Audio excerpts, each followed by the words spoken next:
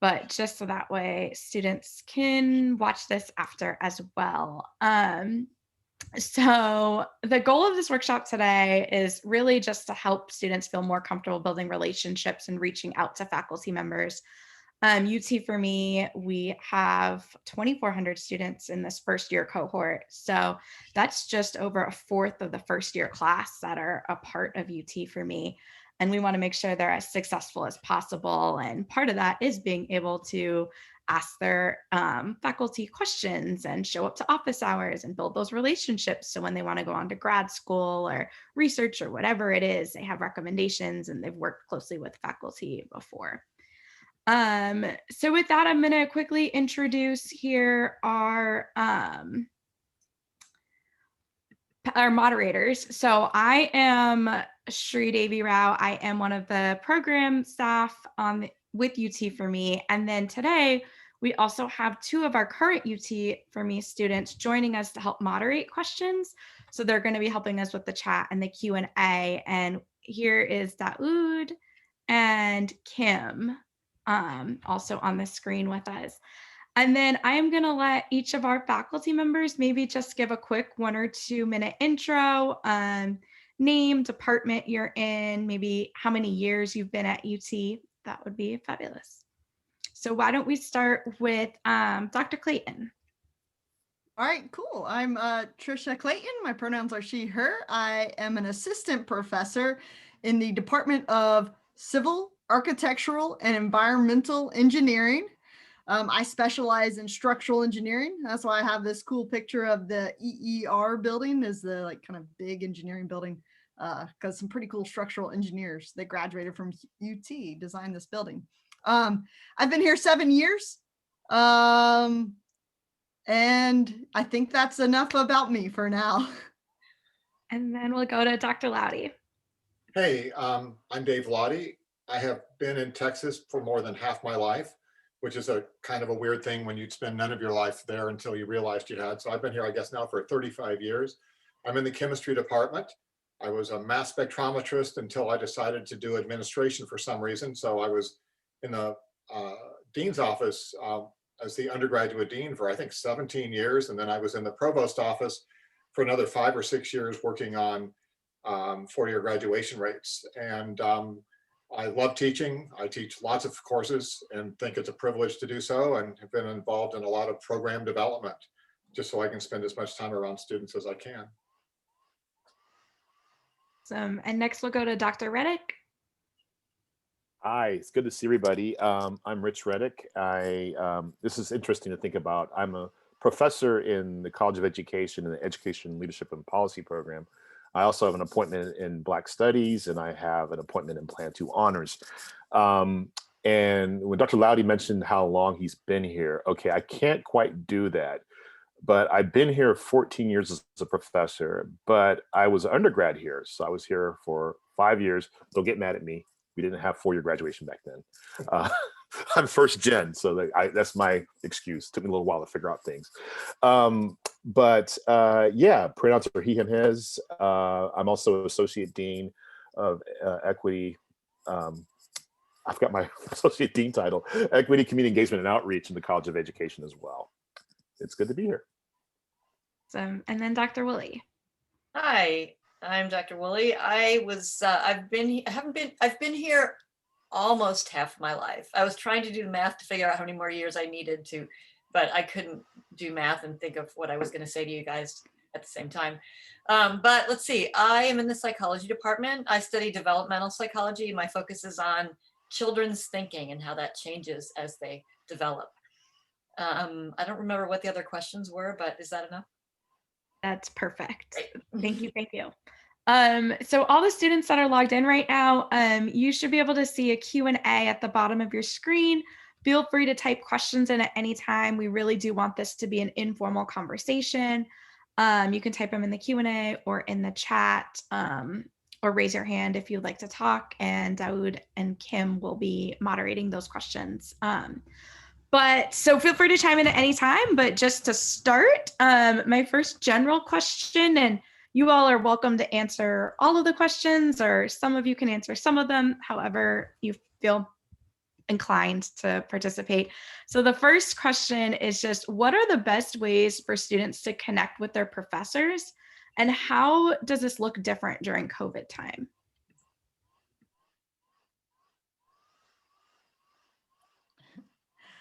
I'll start. I'll say during COVID time, I've done all my classes virtually. I haven't done an in-person class since COVID hit. Man, do I appreciate the head nodders. The people who have their videos on and I can see that they're engaged, or they like extra exaggerate. They're like, I'm like, there's a question out there. I need to answer that. I appreciate those students so hard. And if you aren't able to have your video on, even just being active in the chat, like that just makes my day. I think it makes the class so much better. So I appreciate those students. And then I'll be a little bit more like attentive when I see their email pop up. I'm like, oh yeah, they're totally engaged. Yes. So engagement, whether it's in class, giving those visual cues, or just participating in the discussion, or if it's coming to office hours. I know we might talk about office hours, like, please come. I'm sitting there with my Zoom open by myself for a while. Just come and just talk, ask questions. Yeah, I think the tricky thing is, I don't know if students feel like they need to have a question to come to office hours. It's like, you don't really need a ticket. You don't need to not understand something to come to office hours. I've had students come just to introduce themselves to me. I've had students come because they're wondering about graduate school and they want to know if I have any tips for how to apply to graduate school. So I think you don't really need to have a question about the course content. And we are just sitting there waiting for you. And to be honest, students don't seem to come very often, and we'd love to have you because that's why we're there. Jackie, what you bring up reminds me of a really important point. Students seem to think that professors are a lot meaner, or a lot less interested, or a lot scarier, or a lot of all the bad things they think, which aren't true. The vast majority of faculty, as you both have pointed out, want people to show up, want people to be engaged. And I think it's always an interesting thing, and you're a psychologist, so maybe you can explain it. What's the perception? Why is it that students feel that about faculty? Is it because they just perceive of us as something different than what we are? I think it's easy to be intimidated by people who you think are really smart, and people who you think might be judging you. I think that, I don't know, we should be asking the students about that, I guess. Yeah, feel free to chime in on the chat if y'all have answers for that question. I have some very vivid memories of being a student and actually having some of those not so great interactions. And there weren't that many. I remember when I was in a class in UTC, that big UTC classroom, and I had a prof who had like a massive class. I think it was Latin and Greek elements in English, right? And he had this rule: you had to turn your homework in exactly when the bell rang. And I came up late one day, and he yelled at me in front of the whole class. So I was like, I'm never doing that as a professor. I think the idea that it was a good point about the fact that, yeah, there is an assessment of your work. So that is sometimes a little weird. But, as Dr. Loudy said, we're people. So generally, I like jokes. I like to laugh. I like to know what you're up to. I like to know what's interesting. I like it when you laugh at my jokes, even if they're just so bad, and that's why you're laughing at them. Like, at least you tried, right? A little bit of that. Yeah, I think there was a question about, like, do you have to have a question? And I'm like, no. And so there's a really important book out called The Privileged Poor by a guy named Tony Jack. And I work with Tony in the summers. And Tony's a professor at Harvard. He's doing this amazing work about first-gen students, especially low-income students who are coming to higher ed. And a lot of this stuff is not explained. And so he says, we don't ever talk about what office hours are for. And so you probably know office hours. Yes, I have a question about the homework or about the midterm. That's great. But it's also to say, look, I really enjoyed reading that chapter. Or, I'm interested in what you do. How did you get where you're going? Or I need a letter of recommendation for an internship.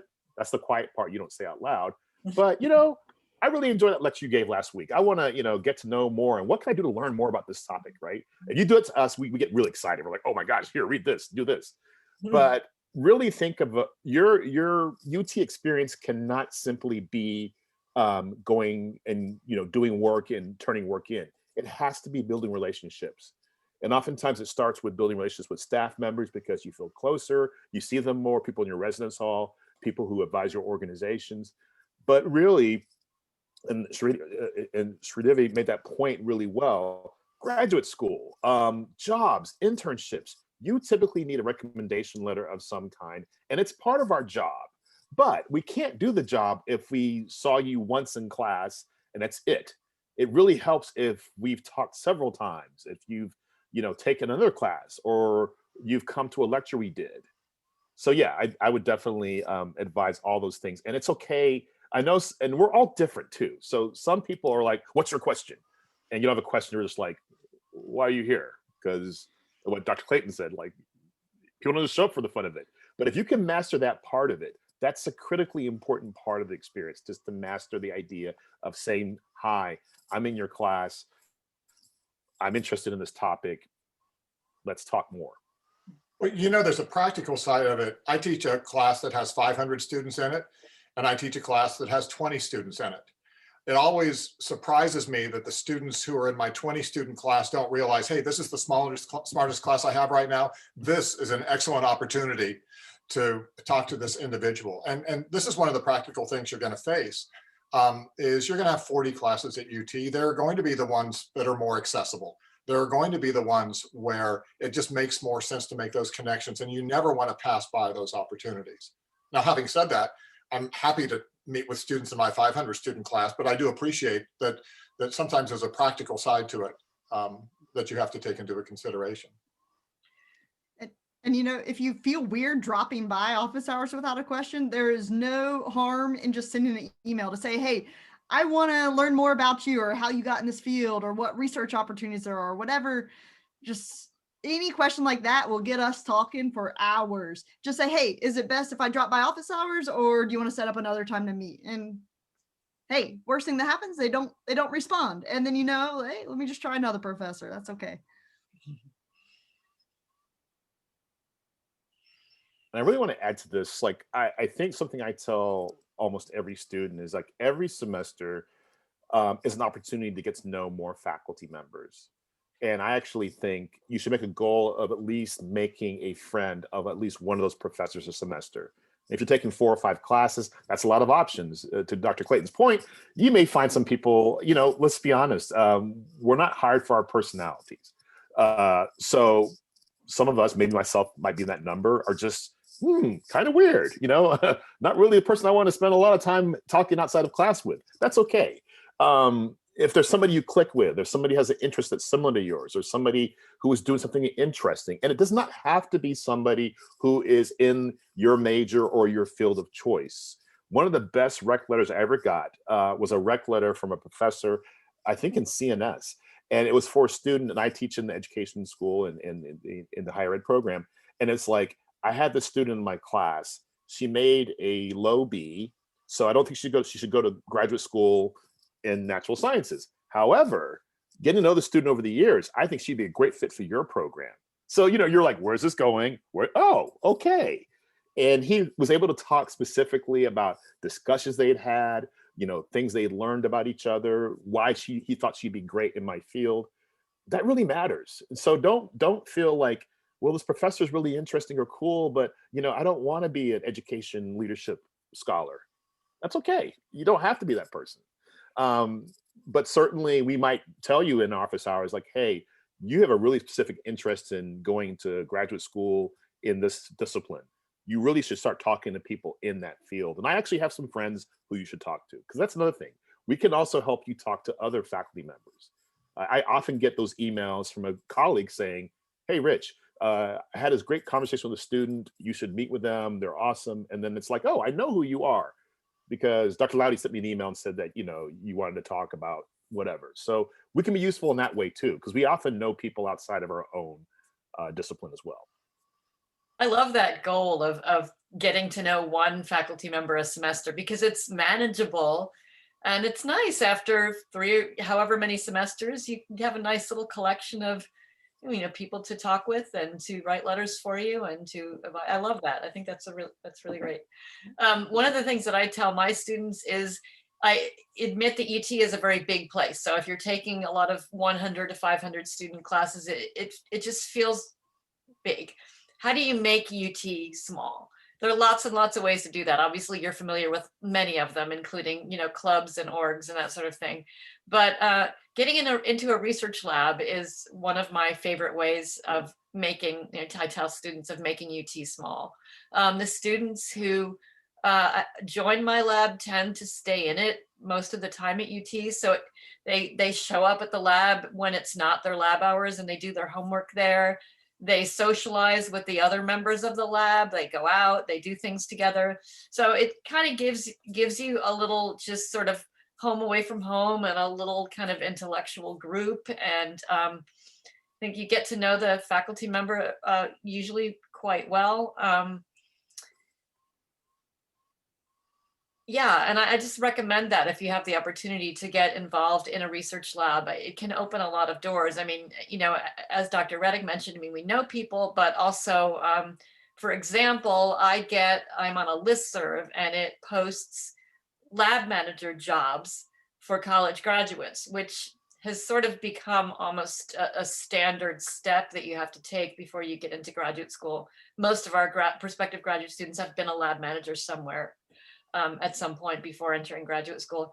And I forward that list of jobs to all the students in my lab.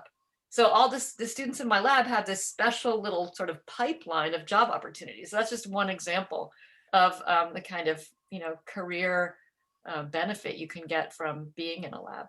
So let's talk about how to get into a lab. I don't run a research group anymore, but I do appreciate that in some ways, getting into a research lab is almost as difficult as getting somebody to write you a letter. How do you get that foot in?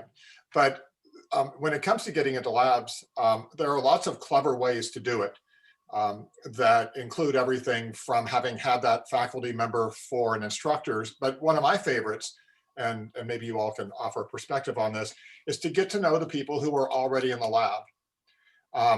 Whether it's a TA that you have that's in a lab or finding out where the lab is, and then just casually bumping into one of the students walking out of the lab, a postdoc, a grad student, an undergrad, striking up a conversation. Hey, do you work in this lab? And then it's so much easier working at that level and using that handshake to find your way up to being able to get into the laboratory. So sometimes that's a lot less intimidating than confronting the actual faculty member. Yeah, I said it before, if you ask faculty a question about themselves, they'll talk forever. So ask them, how did you get into this research? Okay, they talk for a while. Hey, that sounds interesting. I'm interested too. Is there a way I can get into this research? Okay, talk a while. All right, I want to apply. So it can kind of lead the conversation that way. And I would echo, I think, what Dr. Reddick said about getting to know those professors.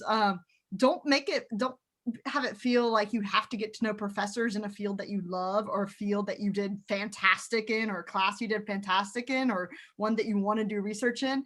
Even those classes you don't love, but you like the teacher or you didn't do well in, getting to know those professors can help too. Because if you're asking for a recommendation letter, whether it's for an internship or a graduate school or job, even if it's a class you didn't do well in, if that professor can say like, this person worked their butt off, they asked for help when it was appropriate, or you've talked with them about your other passions, they know that maybe this class is not your passion.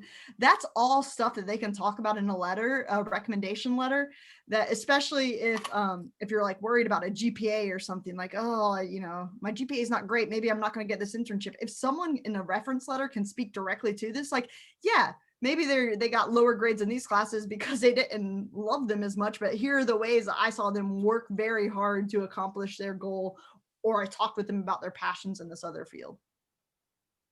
There's a great question that I wanted to address that just popped up, and it's how should I address a faculty member? Because some like to be called by their first name and some like to be called by their profession, like doctor. It's pretty confusing. It's a great question, and it's terrible behavior on our part for not telling you, you can call me doctor, professor, Rich, whatever you want to go by. So, I always, like we just did with our pronouns, I always do my pronouns, and I always say, you can call me Rich, you can call me Dr. Reddick, you can call me Dr. Rich, anything's fine with me. Because, it's an important point, because for a lot of people, and this is nothing wrong with this, is like, you can sort of diminish somebody's authority or not give them their professional respect by calling them, hey, Billy Bob, or hey, Sue, unless they've said it's okay to call them that. And everybody's different. So you're going to probably find some people who are like, I'm Dr. insert name here. And then after a couple of years, maybe you become, Dr. first name or whatever. But my advice is always to start off by saying Professor, whatever. And it's fine to ask, Professor Reddick, what do you want us to call you? And I'll say, ha, ha, ha, ha, call me whatever you want. But just like you ask people how to pronounce their names, you should ask people what they like to be called.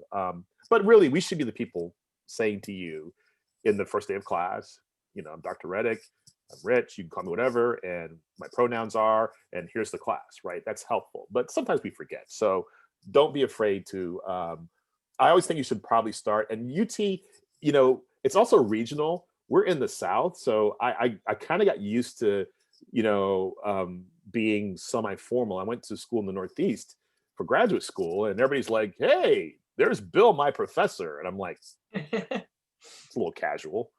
But anyway, that it's definitely regional too. So people at UT, at least my experience, tend to be really formal. And I usually tell them, you don't have to be so formal, but it's nice to be given that option versus saying, hey, Rich, good to meet you, and I'm okay with that, but some people are not. So yeah, go ahead. No, I was just gonna agree. Yeah. So I'm in the sciences, and I would bet 80% of the students who are in the College of Natural Sciences are pre-med or some version of that. And they are sitting in classes of as many as 500 or as small as 150. And almost immediately they're told that if they want to get an internship, or if they're getting ready to apply to professional school, they need to have 2 letters from a science professor. And so suddenly it starts to narrow itself down to where you realize that they're putting all these constraints on what you need to do in an environment where there are just a huge number of people wanting the same professors to write the letters over and over again. That's just, unfortunately, the practical reality of being in the sciences at UT. And it doesn't change the fact that that's what they want, that the schools want those things. And so it may not necessarily be the case that it's going to come easy, and that you may end up having to create a plan. And I've been around students long enough to appreciate the ones who have a plan about how they slowly but surely work themselves into your life so that you're best buddies by the time you're writing the letter. And you want to say to them, you're good. You are so good. The way you sort of walked up beside me as I was walking out of class and introduced yourself, or the way you showed up at a talk I was giving to a student organization and talked to me afterward. Because these are the people who, practically speaking, are more likely than anyone else to ultimately get the letters that they need. Cold calls, cold emails aren't going to work nearly as well as that really well thought out plan. So in the same way you imagine studying hard for an exam, study hard at how to get a professor to write that letter for you. Your point about like people sneaking up on you and kind of showing up in your life, it reminded me of office hours back when we were in person, which feels like forever ago. There were some students who just made it their weekly appointment. They were going to come sit outside my office during office hours. So it kind of forced them to do their homework during that time. And I would be right there ready to answer questions if they had them, and they could sit there too and listen to questions other people had.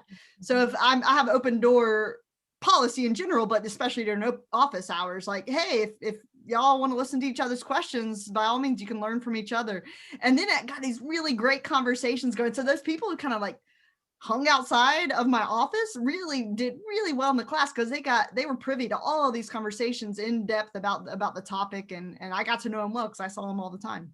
Well, especially with Zoom, there are ways to work with Zoom to be on the front page of Zoom.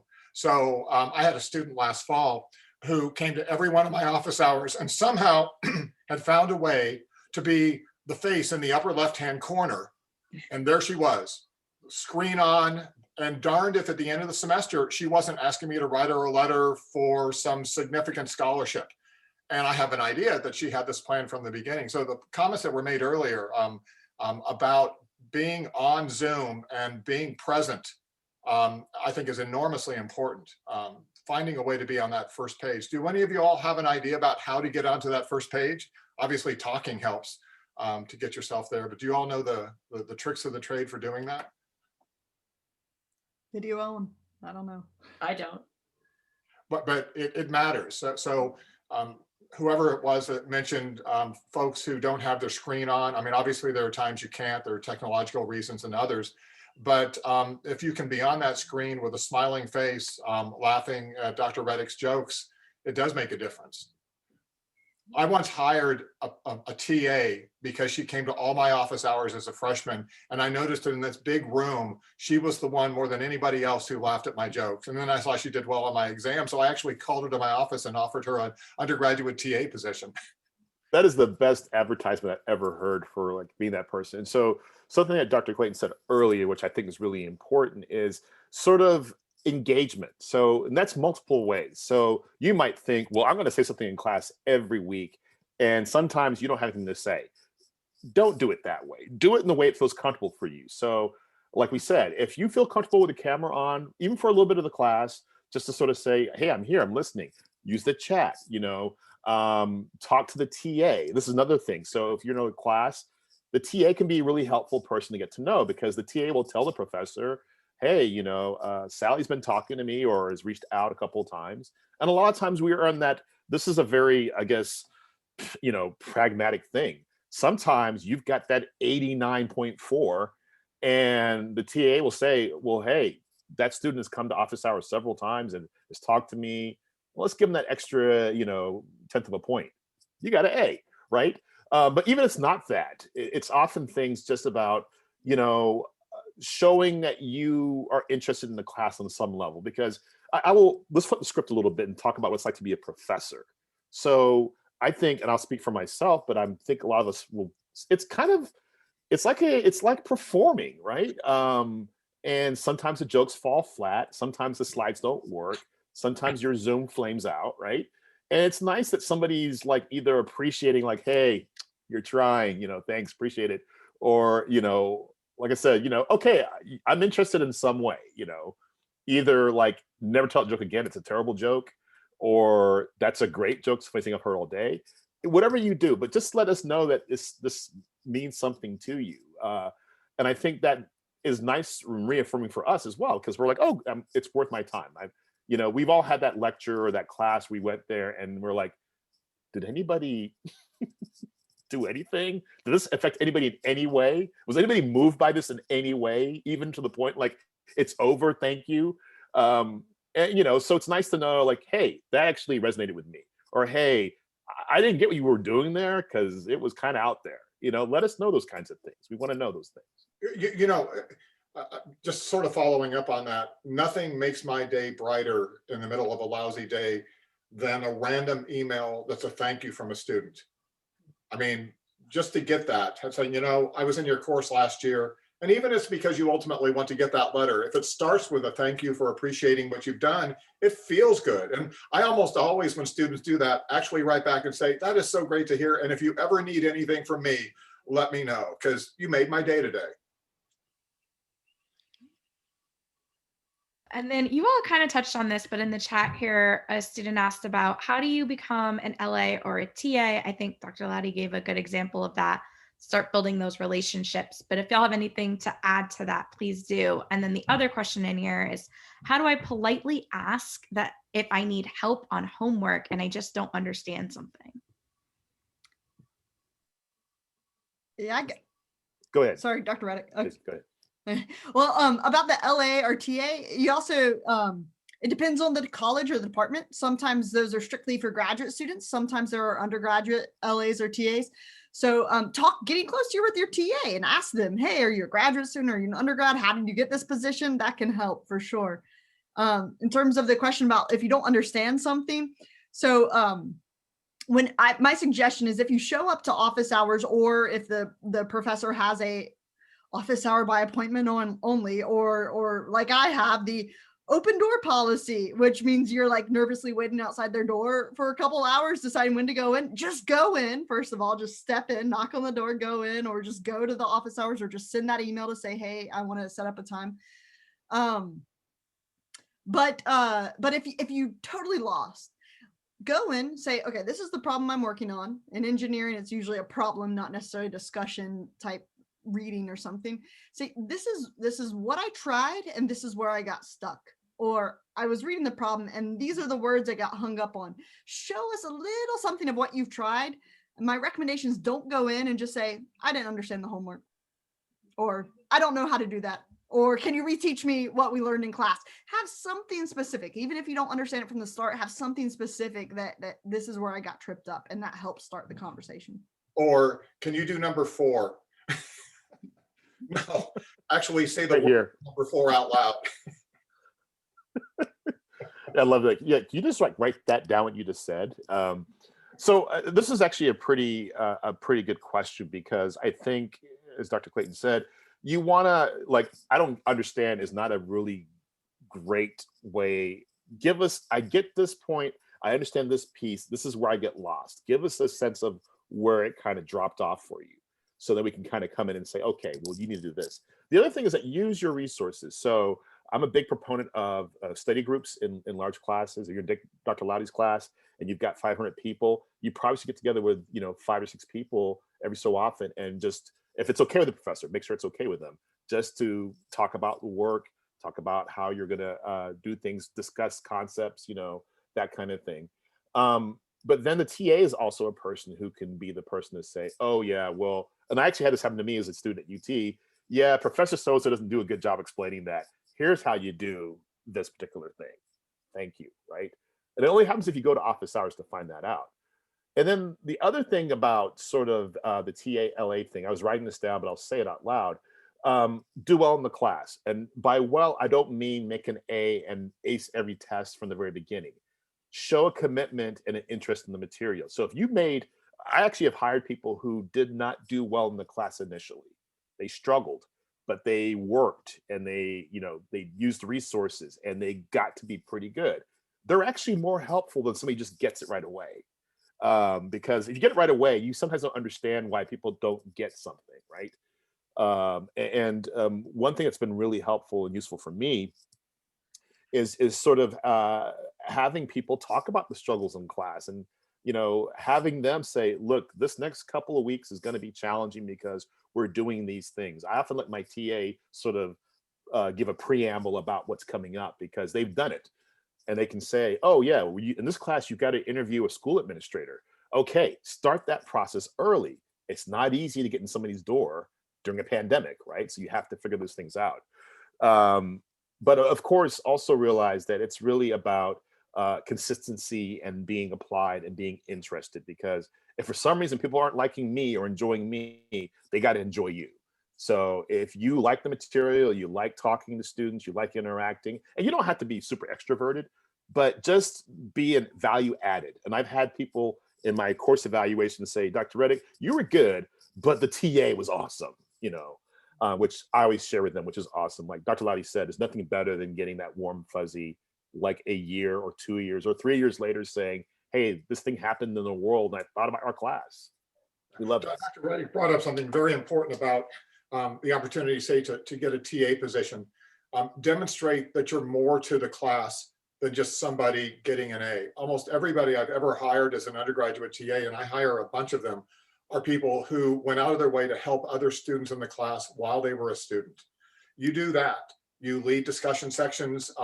You are willing to step up and help a student who's struggling. That's what I look for in the people who become my TAs, not the people who just check off the boxes every time.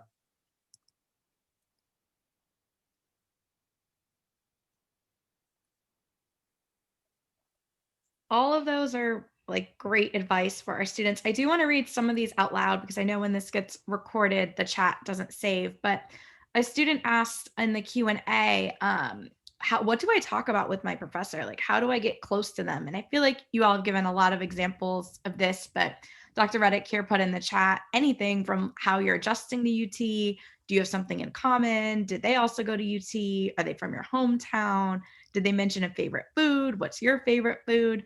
So that's just a starting jumping off point. The professors are humans. They are people. They have interests outside of their classes that they teach. And if you all want to chime in on anything else to start a relationship or conversation, please do. Yeah, I would just add, we all, I think a lot of us like to talk about ourselves, so, just tell the professor that you're trying to figure out what direction you want to go with your career and how did they end up as a professor and how did they get into their field? And we all love to answer that question. So it's really not a burden for us. So just come and ask us and we'll talk. And I think that's a good way to get started too.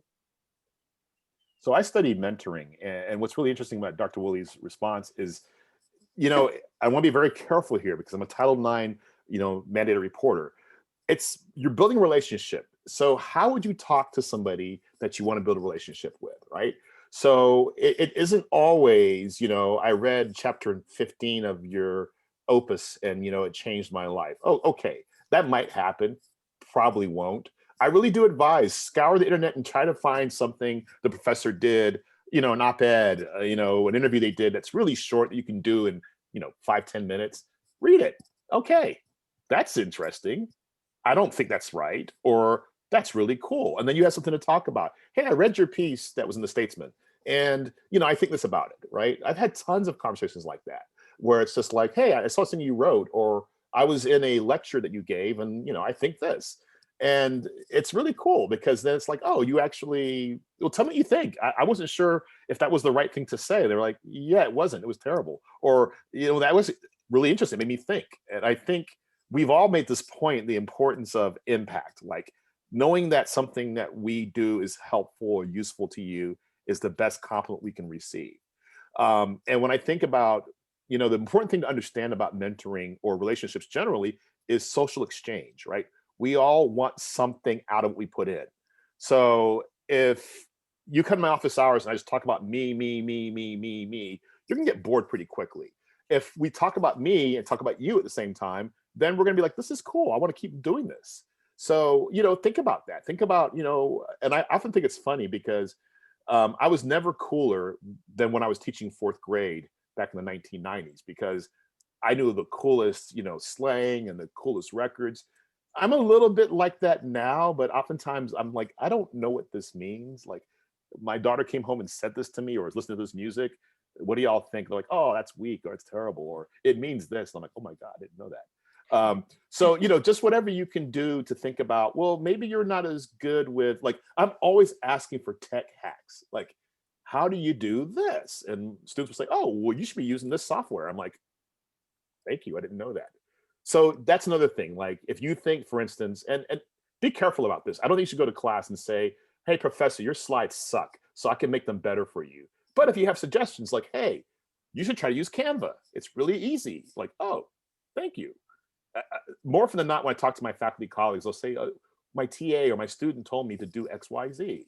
So that's actually helpful to us as well. If there's something that we're doing that's working well for you and we can tweak it a little bit, make it a little bit better, or something that really isn't working, nicely let us know. Like, hey, the way we do questions and answers, I'm having a hard time getting in. So is there another way we can do? That's really helpful to us. I don't think we want to wait until we get the CIS back and see like, oh, I hated this class. You didn't call on me ever.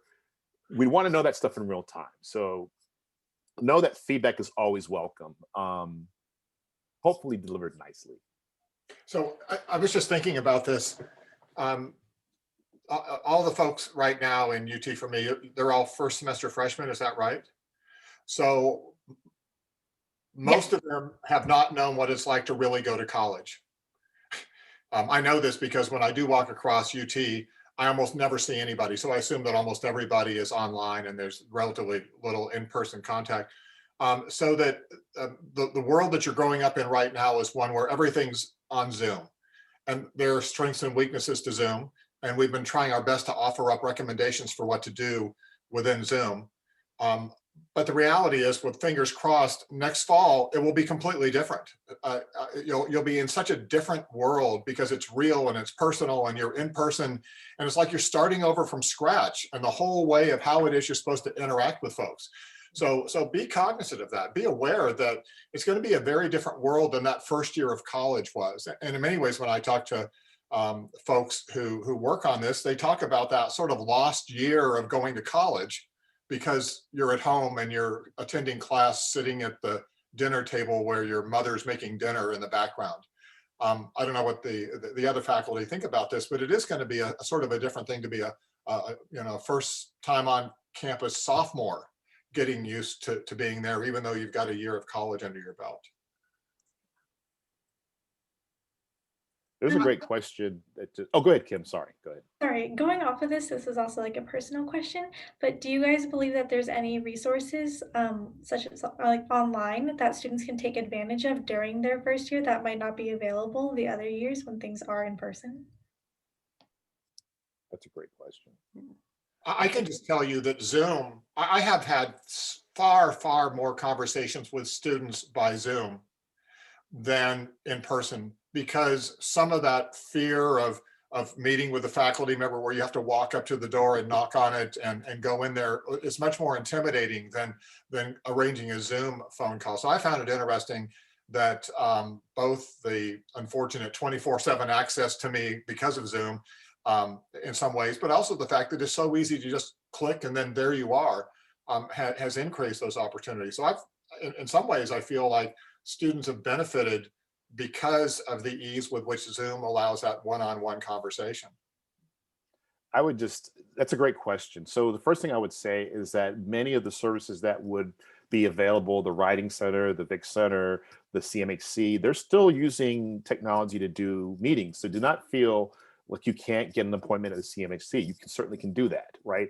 And you should do that. In fact, I'm always reminding you, like, you pay tuition, and in that tuition is embedded a lot of things that go towards these services that you are paying for. So you are literally wasting money if you've never been to the Vic Center or the Sanger Center or the CMHC, right? Even it's just like, what do you all do? What can you do for me, right? And I'm often, because I work in the higher ed program here at UT, I have my former students in those spaces, and they're always saying, hey, Rich, can I come to your class and tell students about what we're doing in our office? Because we have this great resource that only a handful of students are using. I know everybody's busy, right? So that's the thing. So I understand you have to figure that out. But you should make a list of resources and just check them out. Even if it's just like, hey, I don't really have a need for this, but I'm just kind of curious what things you can help me with. Like, I will say this, our librarians at UT are incredible, and they can do so many things to facilitate your access to journals and books and different resources. And it's just usually a matter of just saying, hey, I've got this assignment coming up, and you can click on the little tab on the website and say, talk to a librarian, and they'll put you to the person who can say, do X, Y, Z. I can say this after working at several universities, that I don't think, and I'm going to be bragging a little bit here, I don't think there's an institution that has more people who care about your well-being than this place. Partly because we're so big. We have so many things here. We have a veterans assistance center. We have all these things that law schools don't have. So the people who work in those spaces are always saying, I want to help more students know that we have this resource to help them. So I think that's the really important thing. The other thing I would say is the technology itself, as Dr. Lott was saying, is helpful. So using the Zoom chat feature, as you can see, I chat a lot. I will be talking and chatting at the same time. Not everybody does that, but I like to do it. So if you have a question or you want to know more about something, I've seen students crowdsource, like, hey, I'm trying to figure this thing out. And like 3 people say, well, you should try this, talk to this person, or go to this place. And then I'll look at, oh yeah, there's already like 5 good suggestions about what to do. So make sure that happens. Yeah, think about the advantages of being in this remote space. Like, you don't have to get dressed up nicely or walk across campus to see Dr. Wooley. You can just jump online and do it. So, honestly, that's one of the things I have to sort of think about when we get back to in face-to-face. Like, do I still keep my online office hours going? Because that's been really convenient for a lot of people. I feel like this is going to be preaching to the choir because you're the generation of YouTube and social media, but YouTube is amazing. It has taken students to turn me on to this to realize how amazing it is, especially in engineering. Like most of those required classes for the first couple of years in engineering, there are full-on courses on YouTube where instructors have, even pre-pandemic, they recorded all their lectures, have extra example problems, and now a lot more professors are adding to this YouTube example videos. So if ever you go to a lecture and you're like, I'm not sure I really understood that, feel free, talk with the professor, talk with the TA, but also just look on YouTube, because just hearing a different professor explain the exact same thing, it might click with you and help. And I want to be cognizant of everybody's time. I see we only have a couple minutes left, and I don't see any more live questions in the Q&A, but I did want to leave our students with some pieces of advice as they're in their first year of college. This has been a first year like no other class has experienced in the middle of a pandemic and all of that. So maybe if each faculty could give like a minute or two of just advice they have overall of first years or takeaways from this conversation, what would you tell a first year student as they're beginning their collegiate journeys here at UT? And we can go in the same order. We can start with Dr. Clayton and then Dr. Loudy, Dr. Reddick, and then Dr. Willy. Well, I think, and Dr. Reddick harped on it about there's so many resources available to you at UT. Take advantage of them while you're here. Same thing with professors. Just try to meet every professor and find one or two each semester that you really click with and get to know them more. But in addition to taking advantage of those kind of built-in resources in the university, all the other resources or things that come with being in university. As a student, I used to attend every talk I could, honestly, because I wanted the free lunch or the free dinner that came with it. And so we would make a joke out of it. Me and my friends like, oh, I didn't have to buy dinner at all this week because I went to so many talks. But later looking back on it, I really appreciate that because I got to see so many interesting things I would never have learned about in class, even if I went to a talk purely for the food and I wasn't interested in the topic at all. I always left being like, I didn't understand 80% of that, but I learned 20, like something was really cool that I will remember. Or maybe, Dr. Reddick, maybe you're on Jeopardy later and you can recall back something you learned in one of those talks that you went to for free food. So just attend events. And I would say something that we didn't touch on at all today, but it goes along with university resources that, man, I wish I had done as an undergraduate student, was try to do study abroad.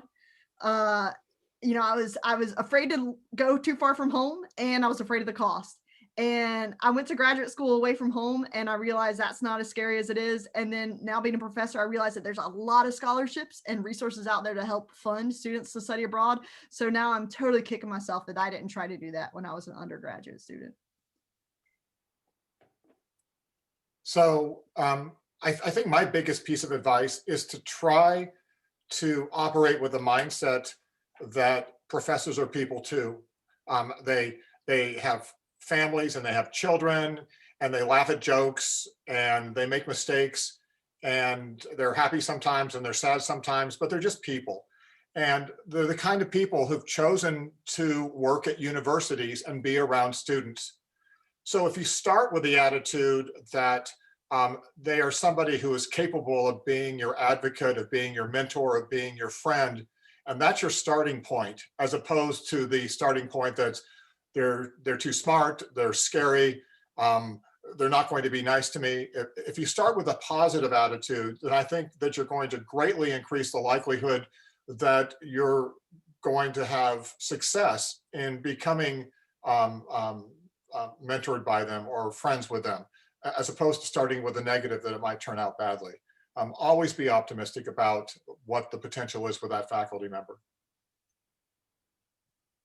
I don't remember. Dr. Willy, you next or am I next? I don't remember. You're next. Okay, so I just wrote some stuff down, but I'll say it as well. First of all, what Dr. Clayton said, and Dr. Clayton, you should teach a study abroad course, because my first ever study abroad was literally 2 years ago. I had the most fun, and it was my biggest regret as well. As a first-gen low-income student, I was like, I can't afford it. And there are so many resources here at UT that actually, if you're a low-income student, I can almost assure you that there are tons of scholarships that you will qualify for that'll make it very accessible. And UT is committed to the study abroad experience as being a big part of what we want to have students do. So definitely do that. I do a study abroad to the UK in Cambridge, England. Yes, you know, whole Downton Abbey, Harry Potter vibe, that all happens there. And I'll be going in next summer. So if you're interested in that, stay posted on that. But I think the most important thing is like, if something is stopping you from having your full self present, if you don't have enough food, if your commute's really long, whatever it is, sometimes people are like, that's not really related to school. It's all related, right? I have a colleague, Sarah Goldrick-Raab, who's done a lot of work on food insecurity. And, you know, people are realizing that Austin's an expensive place to live. And a lot of people are are sofa surfing, not right now, but, you know, people are getting by. And sometimes students never disclose these things because they think that nobody's going to understand, or we don't have resources. If you need, you know, a couple of dollars to get by, we have student emergency services that can loan you money. We have all kinds of things to help you through. And it's not just my pencil is broken. It's like, this is serious. I can't commit to learning because I have these other things weighing on me. Give you a quick example of this. When I was a junior, I had an interview at Texas X's. I didn't have a pair of formal shoes to wear. I just had sneakers. So I had to borrow my best friend's shoes, who's like 3 sizes larger than me. And I remember shuffling down 21st Street because if I lifted my feet, they would like fall out. So I was kind of shuffling down 21st Street. And, you know, I wish I just said like, look, I need a pair of size 10.5s to borrow, and start with my RA or start with a professor. And somebody, I assure you, would have said, we got you, Rich. So just let us know. And sometimes it's just vocalizing, like, I have this need, I have this concern. And then, you know, we can say, we'll talk to this person, or I'll help you personally. I've seen it happen so many times. So just don't find somebody at the University of Texas, whether it's your professor, your TA, or staff member, who can say, yeah, tell me more about what's going on with you so we can help out. We're here to help. I think this is true, what Dr. Lott said. We've decided to work at universities versus think tanks, or labs. We want to be around young people. We want to help. So take advantage of that. That's great. I'll just add, since we're running out of time, I'll be brief, but I think in echoing what other people have said, UT is more than just your classes. There's so much to do here. There are organizations and there are clubs. And if you have the time to attend those kinds of things, take full advantage of those. It's a way to meet people. It's a way to make UT feel small. And yeah, try to find ways to make UT feel small. It's a big school, and it can be scary, and you can feel like a number, and you can feel anonymous. And one way to get around that is to just try to join some of these organizations or labs, or go to these lectures if you can. Well, all of that was wonderful advice for our students, and I know I'll be referring them back to this recording when I hear again. I don't know how to interact with professors and whatnot because there were so many nuggets of wisdom in here. So I do want to thank you to all of our panelists and our moderators. Thank you for being here and helping facilitate this session. I think it was very helpful for our students, and hopefully they learned a lot. Thanks for having me. Thank you all. Yep, and I'm going to stop this recording.